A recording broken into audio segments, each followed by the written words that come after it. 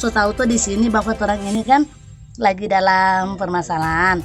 Jadi kan tuh dia ompe nama siapa Kang, minta maaf. Oh, Stanley.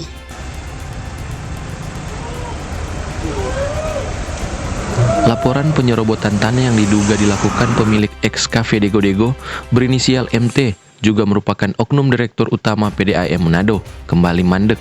Hal ini pun membuat kuasa hukum pihak tetangga mengirimkan surat pengaduan masyarakat ke Inspektorat Pengawasan Umum Daerah Polda Sulut karena lambatnya proses penyelesaian kasus yang dilaporkan sejak tahun 2020.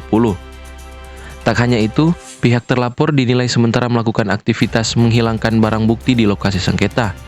Untuk laporan yang sementara dilidik oleh Polresta Manado, sebenarnya berdasarkan koordinasi kami dengan pihak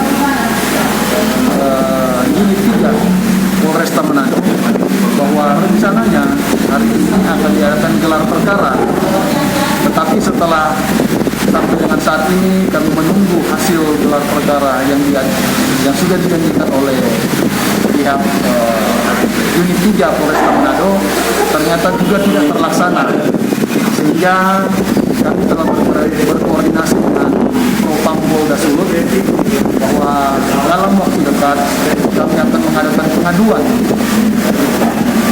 terhadap tindakan yang telah dilakukan oleh pekerja yang ada di lokasi tempat kejadian perkara, di mana para pekerja terlihat sudah merusak barang bukti yang ada, di mana proses yang sementara dilakukan penyelidikan barang bukti ini merupakan bukti kunci proses laporan penyerobotan yang sudah dilakukan oleh terlapor.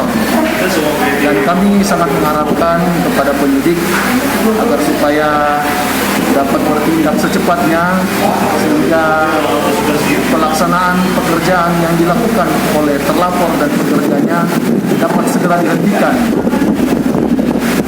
sehingga proses penyelidikan dapat dilanjutkan.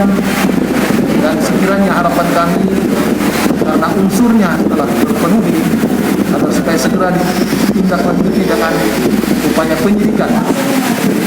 Pihak tetangga juga mengharapkan pihak kepolisian dapat memasang tanda atau garis polisi di wilayah sengketa yang saat ini masih dalam proses penyelidikan. Hizkia Oran Kiran melaporkan untuk Kawanua TV.